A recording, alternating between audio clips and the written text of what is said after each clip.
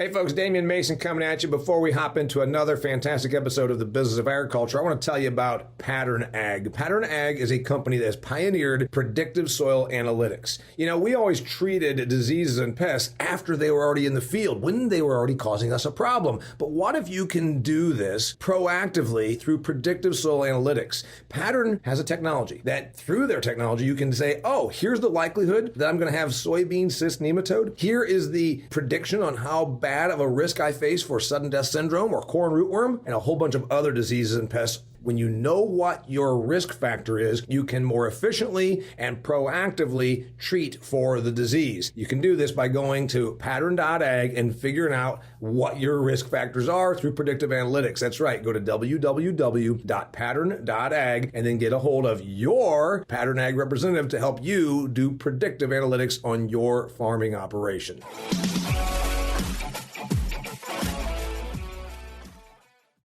Greetings and thanks for being here for another fantastic episode of the Business of Agriculture. We are talking about the weather, not really, because you know what? If you want to talk about the weather, go down to the local diner where the old farmers hang out and you'll get more weather than you can stand. We're actually talking about big picture stuff, climatological changes, and most importantly, the coming season as it will be impacted by a third year of La Niña.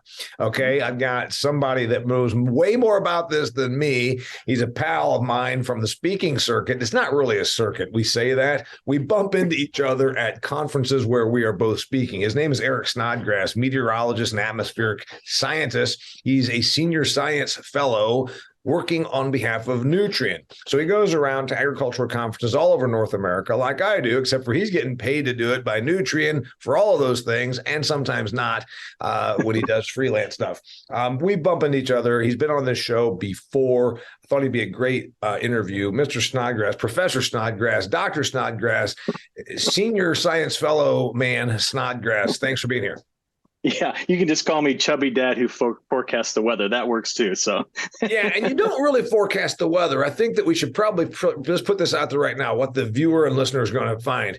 We're going to talk about big picture stuff as this La Niña pattern and some of the other influences are impacting our weather and what we think it might mean or what you think and what my read is and what that'll mean for the business of agriculture, say in the next 6 to 18 months. But, you know, the weatherman that's on Channel 8 has a completely different thing than you do. You don't say, hey, it looks like it's going to be windy with some storms approaching tonight. You're doing big picture stuff. You look at climatological models. You do a great job of seeing you on stage. And you, in August, we both were at a conference. You said, we had a second year of La Niña, and here's what that has meant. And boom, everything you said happened or was going to happen, happened. You said we might really have some struggles if we have a third La Niña year pattern. So I guess let's start at the beginning, man. What do you do? And then let's get into what La Niña is. Yeah, so my main goal at Nutrien and what I spend my most time trying to figure out is assessing risk. It's like you. I mean, I'm out there trying to understand what are the things that could affect the bottom line of any grower. And a lot of times, you know, the weather impacts your operations, but the weather tends to impact bigger things we do, like everything from fertilizer to diesel prices to, you know, everything to when you plant, when you harvest, and then in between, the markets look at all of that and fluctuate like mad. So I try to understand that level of the weather. It's kind of funny, you know, every morning my kids wake up and they never ask me what the weather's going to be around here today because I don't care. Like I don't focus on in Champaign, Illinois today it's going to be whatever. I'm like, well, ask me what the weather's doing this winter. Let's talk about South America, or let's, you know, then we can have a conversation. I said, just go ask the smart speaker. She'll tell you. Isn't it kind of like the cobbler's kid ain't got no shoes, the doctor's kid is always sick, and then the weatherman's kids don't know whether they should wear a scarf or not because you don't know to go and get on the school bus. So anyway, you do big picture stuff, and I like it. You're not technically a PhD. You did teach at the college level, and that's what brought you to Champaign, right? At University of Illinois. And your thing has always been, let's talk about what satellite imagery tells us. But again, not to tell us that there's going to be a storm front moving through the Dakotas. More like what might be coming 3 months from now. There's probably people that say, you know what? You can't tell me if it's going to be raining on Thursday. Bullshit. You don't know what this whole satellite thing says is going to happen 3 months from now. How do you answer that? Well, that's actually why I never finished my PhD. So what happened is I was working on it, did all my coursework, and I started to discover through the process of working on my PhD that the applied meteorology side of things was fascinating. So I sold it. I sold my dissertation topic to my first client. So you can't publish it after that. So that's why. But it was all about what you were asking about. It's all this sub-seasonal to seasonal weather forecasting. And you're attempting to not predict like, oh, we're going to have a blizzard in North Dakota. We just had one. Yeah, that's easy to talk about. It's like, all right, how many more of those are you going to have this winter? What's the soil moisture going to look like when it's all said and done? Does California recover from a drought? Does the whole drought area in the United States shrink between now, here in November, and by the time we get to next April? What about Europe? Do they have major energy demand from cold snaps? And oh yeah, Australia's flooding. There's a drought in Argentina, and Brazil just had its fastest plant in a long time. I got to look at all those things. And that's what I spend my days doing is coming up with ways by which to do that, both with just my old brain and some of my colleagues I talked to, but also develop a ton of software to help me keep eyes on all of it. And yeah, it's fascinating. And I love teaching at the U of I. I taught there for 16 years, taught over 25,000 kids, had a blast. But this is a new fun adventure that I'm on now. It's a new adventure, and Nutrien has you go around and talk at these conferences. And obviously, weather is the one of the biggest impacts on agricultural production, no matter where you are, from Australia to here. So it's kind of a cool thing. I liked when I saw you in August, you put up some images, and then you said, and every time we've ever seen this, here's what we can usually expect. So then it becomes, oh, of course, the predictive analysis is 7 times in the last 20 years, we've seen X. And when we see X, we see a resulting Y. So then it's like, oh, this isn't just some, pulling some hair out of your ass kind of a thing. You're actually there's a little bit of that. There's a little bit of that. Yeah. You're actually saying, all right, I got this. So let's talk about the La Nina thing, because you're a big person about patterns and past, and predictive analysis is when we've seen this 5 years ago, 10 years ago, 12 years ago, it's resulted in this. And so you said La Nina, first off, what is it? And then why it's so rare that we'd have it 3 years in a row. I think that's the biggie, but go ahead and what is La Nina? Yeah, so where we live here in North America, our prevailing wind direction's out of the west, right? We have the westerlies. All of our weather systems come mostly from the west and head on off to the east. Well, you go north or south of where we are. So go to the poles or to the tropics, the winds come out of the other direction. They come out of the east. So the tropics have this wind belt called the trade winds that runs all the way around the equator. And this is what happens. For some reason, and I really have to say it that way because we don't fully know why, but for some reason, every so often, those trade winds pick up just a bunch of extra momentum. They go fast.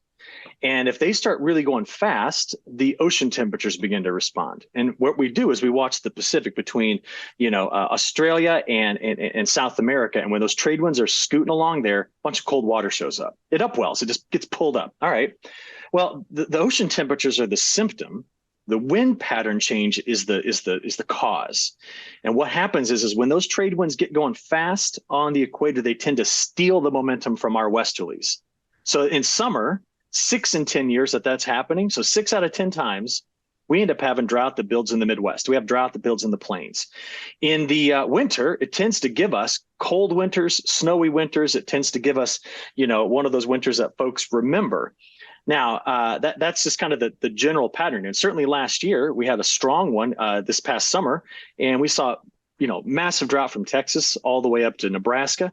It's creeped into the Western Corn Belt. It hit Indiana, it hit your home state, it hit my home state of Illinois. And we just had these patchy drought problems that kept. You're talking about summer. We're recording this November 2022. You're talking summer like June, like 5 to 6 months ago. Yeah. This recent pattern. Yeah. And again, need to be blamed on it. I want to bring this back here because the person that's driving down the road and doing their ag sales job is listening to this. The equatorial winds, the trade winds, are going the wrong direction, the different direction than ours, and they get faster. We don't know why. Right. And when that happens, it changes what our winds do. Yep. Now, we were still very windy this year. Well, I'm talking about winds at the jet stream level in summer. Now, spring was crazy windy. And that was when this La Nina was building. So it reached a peak in summer through fall. But in summertime, whenever you have a La Nina, so the whole planet's trying to conserve its It's net momentum. So if you build it up somewhere, it's got to come from somewhere else. Yep. So if it builds up on the equator, it's pulled from the mid latitudes where we live. And that's what sent us into this drought. I mean, it hit the Mississippi River hard. We're still looking at water levels in the Mississippi, like Memphis, that are 12 feet below where they should, below low stage. That's going to be a problem going forward and everything. What you're talking about, I think it's really interesting. When I just said, hey, it was still windy, and you said, we're talking about winds at 30,000 feet. Right. Yeah. Winds that we only know about them if we're on an airplane and we're getting the shit bounced out of us like you and I do sometimes. So we're not really talking about the winds down here. So that changes. And the La Nina means then the temperature of the Pacific Ocean changes. And you would say that's a huge ocean. It's like 1/3 of the planet. And you're telling me some winds 30,000 feet change the temperature of the ocean? That's 1/3 of the planet or 1/4 of the planet. That's how big the Pacific is. That seems crazy to me. Yeah, but it is. They're so persistent that across the equatorial Pacific, it's actually the lowest, probably 2 to 3 miles in the atmosphere. Just keep pushing the strong winds toward Australia. And what happens is that gets the ocean turning over. It just gets the water to turn over, brings up all that cold water, and there you've got it. So we look for that cold water. That's the symptom that says, in fact, I'm looking at a map of it right over here on my other screen. Like, that's the symptom that says, hey, we're going to have issues with getting the flow to be, well, better, more out of the west, giving us more systems leading to drought in the lower 48. Well, I hope you're not multitasking. When you said you're looking at another screen right now, I want to know that you're fully devoted, Mr. Professor Snodgrass, to my people right here. Okay. Answer me this then. So the Pacific Ocean gets colder, and then is that what changes our weather in North America? Or is it that and the wind? Or is it that the wind and some other thing? Don't know, kind of know. Yeah, so in the very background of it, it's all about the wind. The ocean temperatures, as they change, are the symptom of what the wind is doing. Then they start to positively feed back on one another. So because they went over cold, the winds actually tend to have a stronger, well, there's some kinematic change. So they get going faster. And because of that, they get colder and colder and colder. And so it feeds back on itself until something breaks it. And so what my job is try to figure out what's going to break it and when it's going to break. And are we going to complete this third year of La Nina that we've already started? And I'll be honest with you, and we're going to talk about this, but I don't see us finishing a third year of La Nina at this point. We started it back when we were talking in August. Will it carry all the way through next summer? I think it'll be gone by the time we're talking in spring. Okay. And what it means is, generally, and the way you mapped it out, and I thought, man, every single one of those things happened. Now, granted, it's kind of like when you're the prognosticator, it's always easy to prognosticate in hindsight. Oh, yeah. The truth is, but you said what we can expect in North America when we have a La Nina pattern: colder ocean, these winds change, and then you taught me something about clear up in the Bering Sea, up where where the Pacific Ocean goes clear up and gets up there outside of Alaska. When something happens there, it means something down here. Remind me of that. Well, I mean, that would be so. Are you impressed that I remember what I am? In fact, that's what I was sitting here thinking. I'm like, holy crap! How did he remember that from August? But yeah, so when we look for something to trigger a change in the pattern, all right, it's going to come out of the North Pacific for us usually. So what's going to happen is if we start to see the jet stream just kick up and get screaming out of the Bering Sea, across the Aleutian Islands, into the Gulf of Alaska, that just keeps going east and barrels across the United States. And why we watch the Bering Sea so carefully is because you got a bunch of warm water comes up from the Pacific and it meets the Arctic. And we call that, here's a fun new word for you, we call that a baroclinic zone. That just means where the winds are crisscrossing the temperature pattern, and that's a recipe for getting the atmosphere to spin.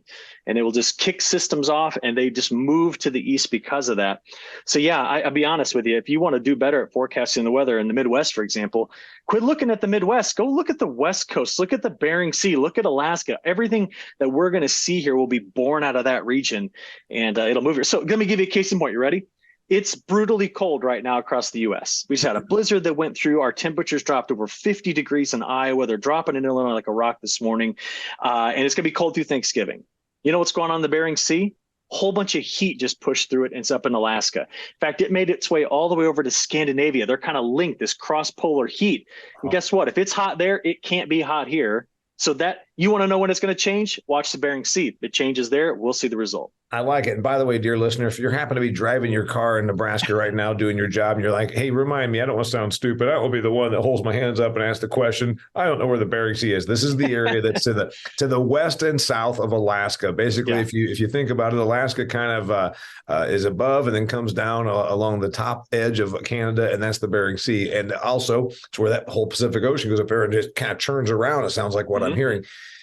You said it's getting really cold in the U.S. Now, you did a weather-specific thing right there, Eric. It's cold where you are. You're over there wearing your hoodie, doing your best Senator Fetterman impression. But the thing is, it's not that cold here yet. Today's the day here in Indiana. So we're going to get your weather tomorrow. We're starting to fall off a cliff, and we're going to be like 72 yesterday and 40 on Saturday.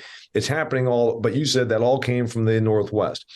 One thing that you said in your August presentation was when we have a La Nina pattern, we then have this drying and drought stuff. And then you talked about something happening, which we did. We were dry, certainly terribly dry west of the river, kind of dry here where you and I are, but we still made close to record crops because we just had some fortunate rains.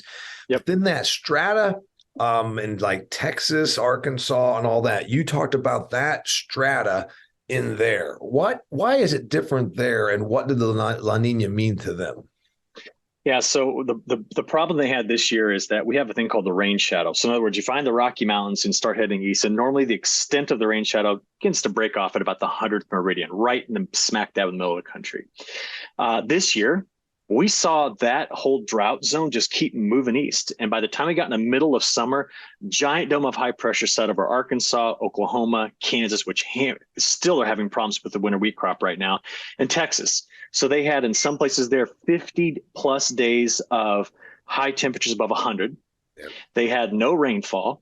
That zapped all the moisture from the soil, pulled it out of the Arkansas River, the Red River of the South, anything that feeds into the Mississippi, and it decimated crops. So this didn't just hit corn and soybeans. It hit sorghum, it hit rice, it hit wheat. It hit everything that's grown in that particular area, cotton. And it was just one of those things where the ridge just got there, sat there, and didn't move. And as a result of that, they absolutely baked. And so that zone is roughly Kansas to the north, south to somewhere in Texas, certainly Arkansas, parts of Louisiana, the mid to not the completely deep south, right? It's more what we call the mid south. Memphis calls itself the capital of the mid south. Through there, all the way across, and it was exceedingly high temperatures. And they've always been hot, but Jesus, it was really hot this time, and then also no rain. Will that be what we predict every year, that there's a La Nina pattern out in the Pacific? No, and that's a great thing to bring up. Every La Nina has a different flavor. This particular one had its greatest influence on the far western side of the Pacific. And when that tends to happen, you tend to have more drought in the southern plains. If you have it more in the central Pacific or east Pacific, the drought tends to be farther north in the northern plains and in the Midwest. So it's all just depends on where those trade winds, where the nose of them likes to sit. And this year it was clear over to almost into Indonesia for this summer. So if we ended up being, as you said, central or eastern Pacific, people like you in central Illinois or me in northern Indiana, we might get whacked, and it may not be good for us at all, because we were the places that had some dryness, but we held up, and we're bumping the yields compared to what happened west of the river. And we could actually have some food supply issues if we have this too widespread. It could. And so that's why I think probably the most important thing to think about is, what does the drought picture look like from now to April? And does La Nina actually stick around, or does something with it start to fade and break? And those trade winds, they, instead of screaming, they slow down, and the warm water comes back, and everything is, the issue with it is this: when you lose La Nina, historically, we have never just like lose it and everything goes back to normal. Right. The atmosphere loves to overshoot. So I'll be honest with you, there is some evidence right now that by next summer, we could be talking El Nino, the complete opposite phase, changing in about 7 or 8 months, just complete flip flop, which is why I keep getting paid. People, there's always something to talk about. First off, I like you getting paid, and I want to hear about what a flip flop of La Nina means. Before we do that, I want to tell our listeners and our viewers about the information issue. Farmers spend 19% of their time looking for information. And you may not believe that number, but that's a number that was brought up by my friend Rob Syke, who's the founder of AgVisor Pro. AgVisor Pro is an app on your phone. I'm just pulling it up right here. It essentially is a platform to get information, to shorten distance and time. So if you need information and you need an answer to a question, you can go on Ag Twitter and then ask the question and be ridiculed by all the know-it-all dumbasses on Twitter that think they're all geniuses because they drive around, spitting in their spit cup, talking about how they're smart they are. Or you can actually find someone that is an expert that does know what they're talking about. You can do that on AgVisor Pro. It's an app on your phone. It costs you nothing. Now, if you end up deciding to do business with somebody you meet on AgVisor Pro, they may charge you for this information. They may end up being your consultant. And the best part, you could be that person as well. It is an information exchange, an expert networking format, if you will, on your phone. So you want to go humiliated on Twitter? Ask your question or find somebody that actually knows. Go to AgVisor Pro. It's an app on your phone. All right. A flipping of the La Nina pattern, Professor Snodgrass, that could mean anything, which is good in your business. It means, hey, we're not sure what might happen, but just be prepared. Have a rain jacket and also have a snow coat. Have this, have that, have a snow blower. Also have but we don't know. And right. I guess what's your best guess? A third year in a row, you're saying the one guess you have is it won't last throughout the year, meaning it's not likely that we'll have this June and July and August thing like we did this year, right? Right. Yeah. So, usually what happens when we end up breaking away from a La Nina is that instead of during winter, the flow just relentlessly coming out of the northwest, it starts to shift and come out of the southwest. Now, everybody in the country wants this right now, because if you get flow coming from Hawaii to California, California to Maine, that delivers moisture. California breaks their drought. The Central Plains breaks their drought. Even the pockets of drought that are still throughout the East will start to shrink. So what happens is the jet stream, whenever there is a breakaway from La Nina, it just splits into two pieces. We just tend to get better overall flow. Now, this fading of La Nina, I've been looking at it now for about 2.5 months, trying to figure out when and where and what. And I think that the thing that'll be critical will be just right after Christmas.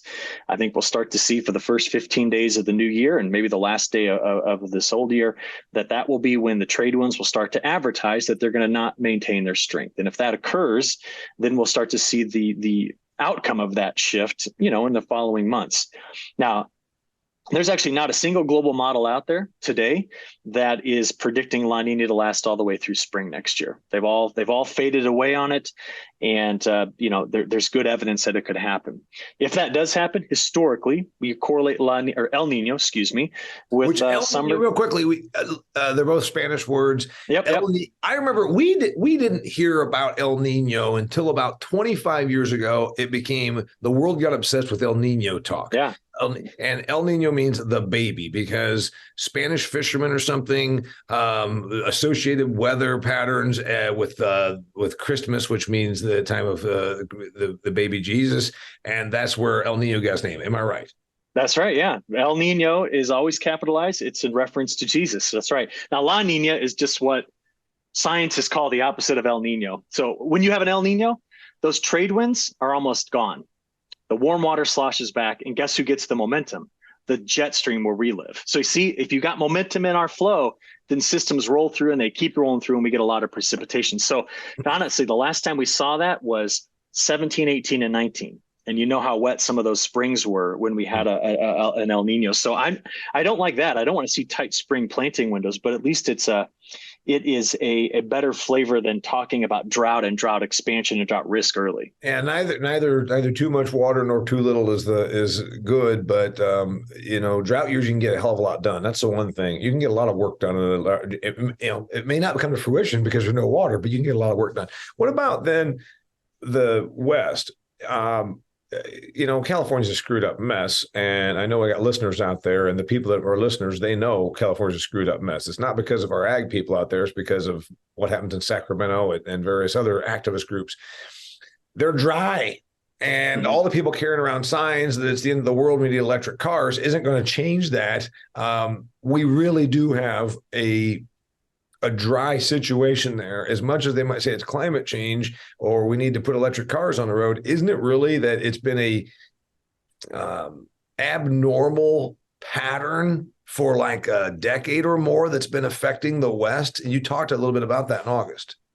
Yeah, so California has what we call a Mediterranean climate. So that means that from April to October, it's dry. And then from October to April, it tends to be wet, which means if you don't get the moisture from October to April, then you won't recover it throughout the rest of the year, which means their drought situation tends to last years.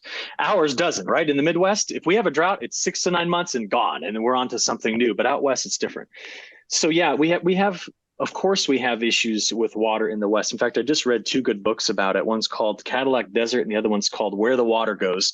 Both just fantastic books to understand it. But right now, Lake Shasta, big reservoir in Northern California, is at 30% full pool. Normally at this point in the year, it's about 60% full pool. Oroville is the same thing, another massive reservoir. It's about 30%, should be 60.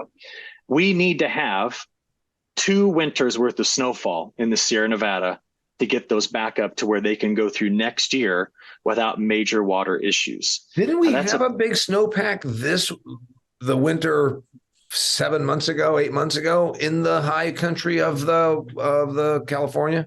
Not in California. So in California, it was very low snowpack. They didn't get any really from January to March. Where the snow was in the Cascades in Northern Rockies. Because that's where the jet stream was. It just, and so, I mean, and that means like Washington State. That's Columbia River. That's Snake River Valley.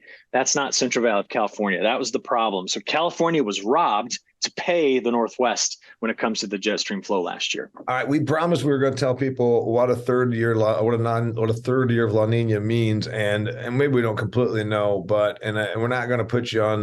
We're not going to hold you accountable. You should. All right, so we're recording. You and I are recording this in November. So what do you guess? What's your best educated guess on the models and the satellites and the images that you're seeing? You already said you don't think La Niña persists through all of 2023. It looks like it's going to be there for the beginning part of it. Yeah. The poor guys like my buddy Matt Miles, who's with Extreme Ag down in the Delta region of Arkansas, is like, we're always hot. But for God's sakes, we're talking about heat index still hanging around 103 at midnight. And, he says, your plants is like a great athlete can go out and perform on a hot day, but let the athlete get some rest and recuperation at night. He said, my plants never got rest and recuperation at night because of those conditions. That was not just in the Delta region of Arkansas. It was a whole bunch of the United States because of this holding pattern of dry and hot. Do you predict that again in 23?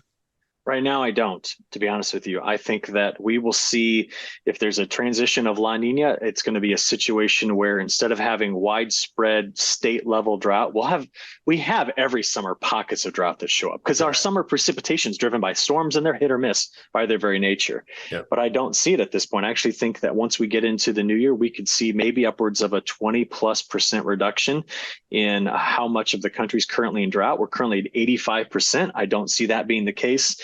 But you're the telltale, the thing that that could set up 2023 to be a much better year for water is if all throughout winter, I'm talking about California's Sierra Nevada mountains packing up with snow, because that means the jet stream's entering there. It comes out in the plains. It moves across the Midwest. It finishes in New York. And you want that. You just want this jet stream flow to scream across the country. And it makes for a rotten winter. I mean, we just tend to have repeated systems. There's snow, there's rain, freezing. I don't care. All I care about is what gets into that soil. And if there's moisture there in April, that's key to the success of the next season. Well, I like the song you're singing right now, Professor, because we are here in northern Indiana, where I am, exceedingly dry. We made our crops because of some timely rains and whatnot. We made some really good crops, but it is November, in mid-November, when you and I are recording this, and there's just nothing down a foot or 2 feet or 3 feet. Yeah. And so and a lot of people that are listening to this that are in ag, but they're not really soils types, don't realize you need that half an inch of rain and let it get permeate. And you need that snowpack then to slowly melt in. You build that reservoir so that you have moisture down 1 foot, 2 foot, 3 foot, because that's the moisture you're going to, again, come the dry spell we get next August, right? Yeah. Yep. Yeah, it's building that profile up, and where you and I live, we've got deep topsoil, so there's plenty out there to hold that moisture, and that was probably what helped us sustain through the really dry. I mean, right here in Champaign County where I live, we were in D4 drought, yet there's already over here at this elevator just on the road from my house, they're already building what my kids call the corn cano. This is the giant piles outside of the corn. Yeah. I know it was a good year here. Yeah, it's a good year, but we do need the moisture. So if we have that kind of a winter, we replenish a lot of what was taken from us. And like you said, the Mississippi River, climatologically and historically, have we seen the river? You're in your 40s, 50 almost, aren't you? Nah, early 40s. Come on. Okay, early 40s. Have we seen the Mississippi River this depleted in the last 30 years? Yeah, it's gotten low before. Where we are currently with the river, though, is some of the lowest in the last 40 years. So, usually every October the river's down. That's normal. I mean, we typically just have dry falls around here, and that river it's made to move, right? I mean, it's been engineered over the last century to move water, so it becomes a bit more susceptible to drought. But where it currently is compared to all those historical years, it's about 4 to 5 feet lower than in the past. And that makes all the difference, because now all of a sudden you start to bring these sandbars, which are not usually a problem, into play. And I've seen too many videos of barges hitting the banks, trying to stay in the deep channel. And that's a problem. So I got asked, how can we get the river back up by the first of the year? And I'm like, to get the river back up by the first of the year, you have to have a repeat of fall and early winter of 2015. And if you remember that one, I know it was a while ago, but the river was down about 5 feet higher than it currently is, but it was down.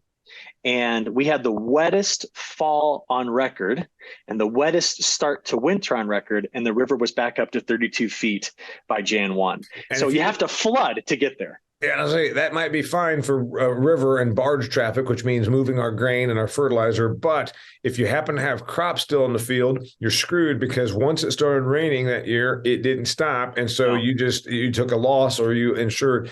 Closing thoughts. We're looking at the year ahead, the year that was. Take away from the year that was that makes you a better climatological atmospheric scientist. When you look at what's going on, what did this year teach you that you can share with us? Yeah, one of the things that I really learned this year is that, we had all predicted a very active hurricane season. That was one of the big misses we had this year.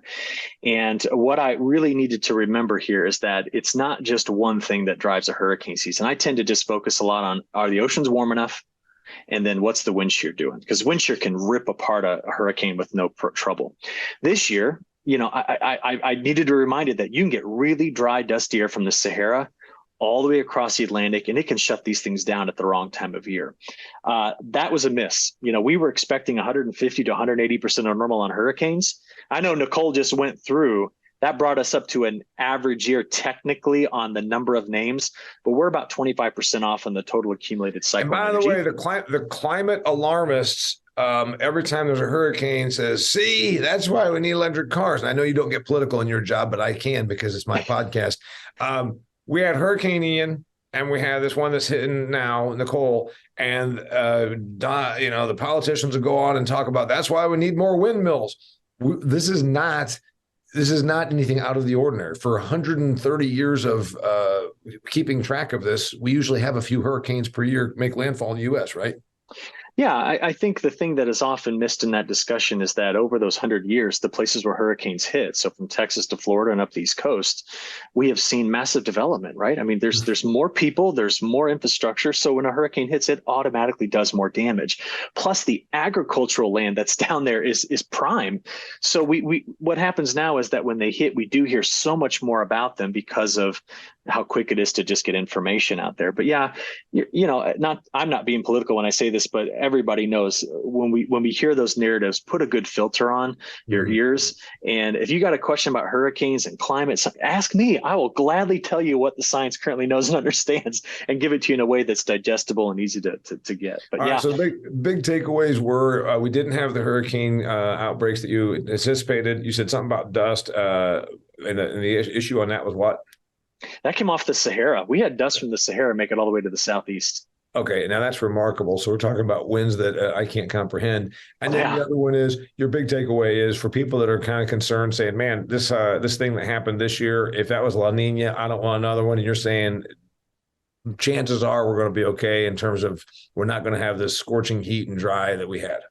Yeah, I'm fully prepared to be wrong. I'm an atmospheric scientist. That's my day job, right? Is to be prepared to be wrong. But all I do is I look for evidence. And if you have evidence that suggests something might happen, well, I'll tell you about it. And I think right now this La Nina starts its third year. It already did. I just don't think it completes it. And that is good news for the United States in terms of drought. That's very good news.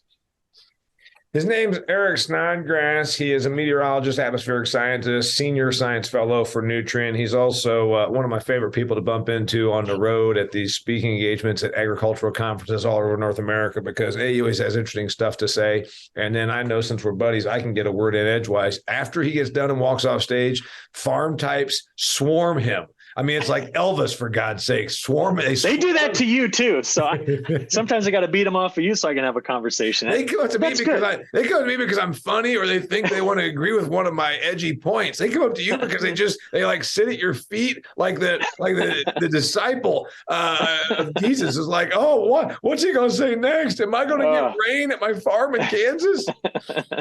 Well, anyway, they want to find you. How do they find you?